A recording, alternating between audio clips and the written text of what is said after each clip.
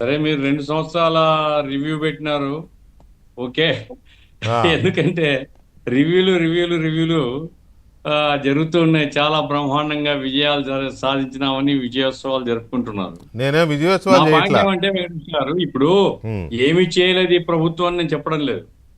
సామాజిక పెన్షన్లు అదొక మంచి నిర్ణయము, దాన్ని అమలు చేసినారు. ఆ రకంగా ఏమంటే అదనంగా కొంత భారాన్ని భరించి ఆ ప్రజలు మాత్రం ఆ విషయంలో అది అంగీకరిస్తున్నారండి.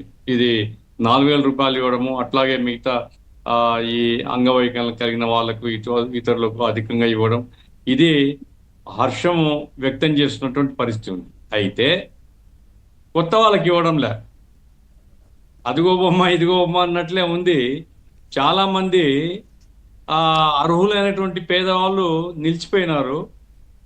అదే సమయంలో అనర్హులకు మేము తగ్గించాలా అని వాళ్ళు ఏదో ఒక ప్రయత్నం చేశారు, కానీ ఆగిపోయింది అది. నా మీరు పాయింట్ మీరు మీరు ఏంటంటే తగ్గించిన వరగా మీరు ఆ, మేము ఇప్పుడు అర్హులకు తగ్గిస్తే ఒప్పుకోం కదా. అర్హులకు ఎందుకు ఎవరు తగ్గిస్తారు ఒప్పుకోరు. సార్? అర్హులకు ఎందుకు ఆ, తగ్గిస్తారు? అదే సరే, మంచిది, అది అది చర్చిద్దాం తర్వాత. ఉమ్, అయితే కొత్త సామాజిక పెన్షన్లు కావాలనేటువంటి కోరిక మాత్రం నిలిచిపోయింది. రాష్ట్ర ప్రభుత్వం దాన్ని అడ్రస్ చేయలేదు. ఇది ఉమ్, నంబర్ 1. నంబర్ 2, పరిశ్రమలకు సంబంధించి కొంత ప్రయత్నం చేస్తున్నాను, నేనేం కాదను.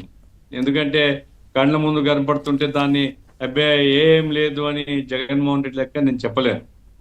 డేటా సెంటర్ రావడం కానీ, అట్లాగే కొన్ని ఇండస్ట్రీస్ రావడం కానీ, ఇటువంటివన్నీ నేను ఈ సందర్భంగా మీకు గుర్తు చేయదలుచుకున్నామంటే, ఇప్పుడు రాయలసీమ ప్రజలు మేము చూసేది ఏంటంటే, పోయిన మహానాడులో కడపలో జరిగిన బహిరంగ సభలో ముఖ్యమంత్రి గారు చెప్పారు, అయిపోయింది, మేము ప్రారంభించబోతున్నాం, జిందాల్ వాడు వచ్చినాడు, ఆ, కడప స్టీల్ ప్లాంట్ అని. మళ్ళొక మహానాడు కూడా అయింది కదా. అయినా ఇంతవరకు అతిగతి లేదు. ఇట్లాంటివి అంటే అన్ని ప్రాంతాల అభివృద్ధి అనేది కాకుండా, సహజంగా పెట్టుబడిదారులు ఎక్కడికి వస్తారంటే, ఎక్కడైతే సహజంగా వనరులు ఉన్నాయో, ఇన్ఫ్రాస్ట్రక్చర్ ఉందో, ఆ, అటువంటి చోట్లకే వస్తారు.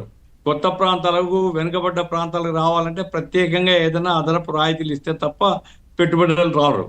అటువంటి ఒక సమగ్ర వ్యూహము రాష్ట్ర ప్రభుత్వం లేదు. ఉంటుందని మేము ఆశించాం. ఎందుకంటే అన్ని ప్రాంతాల యొక్క అభివృద్ధి పెట్టుకుంటారని.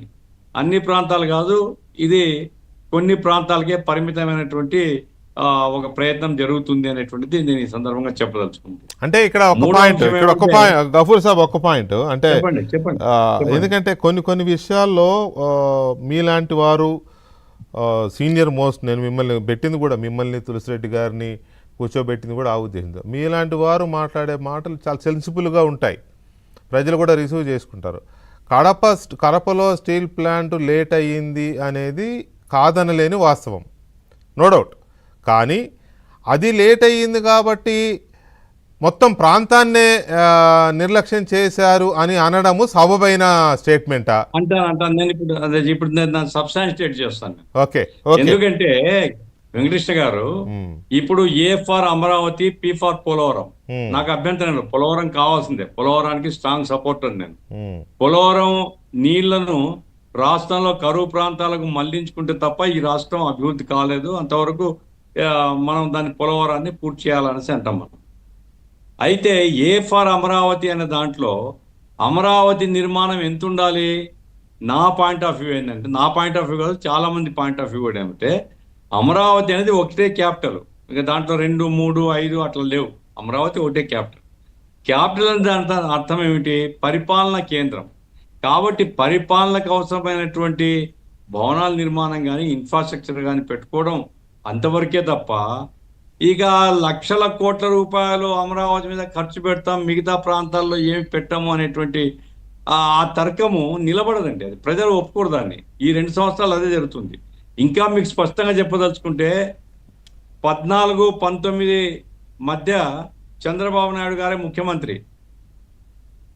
19లో ఆయన చెప్పినటువంటిది ఏమి? హ్యాపీ ఫ్యాక్టర్ 90% ఉంది, అది ఉంది, ఇది ఉంది, బ్రహ్మాండంగా ప్రజలు ఉన్నారు అని చెప్పాడు. ఏమైంది ఎన్నికల్లో? నేను ఈ సందర్భంగా మీకు మనవి చేస్తుంది ఏమంటే, with due respect to Nara Chandrababu Naidu, 14, 19 మధ్య ఎట్లా ఉందో ఆయన ఫంక్షనింగ్, 24 తర్వాత ఈరోజు ఆ ఫంక్షనింగే ఉంది తప్ప ఆయన ప్రజలతో కలవడు, ప్రజలతో మాట్లాడు, ప్రజలకు అవకాశం లేదు, బ్యూరోక్రాట్స్ అందరినీ కూర్చోబెట్టుకొని రివ్యూ చేస్తుంటాడు. ఈ రివ్యూ చేయాల్సినటువంటి మంత్రులకు పని లేదు. అడ్మినిస్ట్రేషన్ ఈరోజు ఏమంటే మంత్రులు అధికారులను అడుగుతున్నారు ఏం చెప్పారు ముఖ్యమంత్రి అని. ఇది మంచిది కాదండి. ఏ గవర్నమెంట్ కైనా, ఏ గవర్నమెంట్ కూడా మంచిది కాదు. ఆ ఫంక్షనింగ్ మారాల. లేకపోతే డెమోక్రసీ కాకపోతే జగన్మోహన్ రెడ్డికి ఏం చెప్తాం మనం? జగన్మోహన్ రెడ్డి ఎవరితో కలిసేవాడు కాదు. అంటే జగన్మోహన్ రెడ్డి అధికారులతో కలిసేవాడు, మాట్లాడేవాడు అంతే. కాదు, అధికారుల్ని మంత్రులు అడుగుతున్నారా? Yes okay yes okay okay. నేను నాకు అనుభవాలు ఉన్నాయి, చెప్పాలంటే నేను చెప్తాను. నేను మిమ్మల్ని అబద్ధంగా లేకపోతే వేరే అనట్లేదు, అది క్లారిటీ కోసం అడిగాను. చెప్పినటువంటి మాటనే చెప్తున్నాను నేను. మంత్రులు ఏమంటే మా అధికారి ఇటు చెప్పినాడబ్బా, ఇది ఆలోచన గవర్నమెంట్ది. ఒరే నీవు గవర్నమెంట్ నువ్వు పార్ట్, గవర్నమెంట్ లో క్యాబినెట్ చంద్రబాబు నాయుడు గారికి మొదటి నుంచి ఆ రకమైన పేరు ఉంది, అధికారులతోనే ఆయన ఎక్కువ డిపెండ్ అవుతాడు అనేది ఉందిలేండి. నా పాయింట్ ఏమంటే ఇక్కడ నేను చంద్రబాబు నాయుడు విమర్శించాలనే ఉద్దేశంతో నేను చెప్పడం లేదు. ఎందుకంటే ఇప్పుడు 2 సంవత్సరాల్లో ఏం మార్పు? జగన్మోహన్ రెడ్డి ఎవరితో కలిసేవాడు కదా, ఎవరిది వినేవాడు కాదు. జగన్మోహన్ రెడ్డి ఏ బుర్రలు ఉంటే తోసేవాడు. బటన్ నొక్కుడు కార్యక్రమం తప్ప ఇంకోటి లేదు. ఎక్కడైనా మీటింగ్ పెట్టిన పరదాలు కట్టుకునేవాడు, ఎవరితో కలిసేవాడు కాదు. ఇది కదా విమర్శ. ముఖ్యమంత్రి గారు నాకు అర్థం కాలే. ముఖ్యమంత్రి గారు ప్రజలతో రావడానికి ఏం నాకు ఆ ఇబ్బందో నాకు అర్థం కాలేదు. మీరు వెంకటకృష్ణ గారు, మీరు ఒక పాపులర్ యాంకర్గా కాకుండా మీరు ఒక మామూలు పౌరుడుగా మీరు ట్రై చేయండి. ముఖ్యమంత్రి గారితో అపాయింట్మెంట్ ఉంటుందేమో, ఉండదు. అంటే నేను చెప్పేది ఏమిటి, ఆయనతో నాకేం పని లేదు.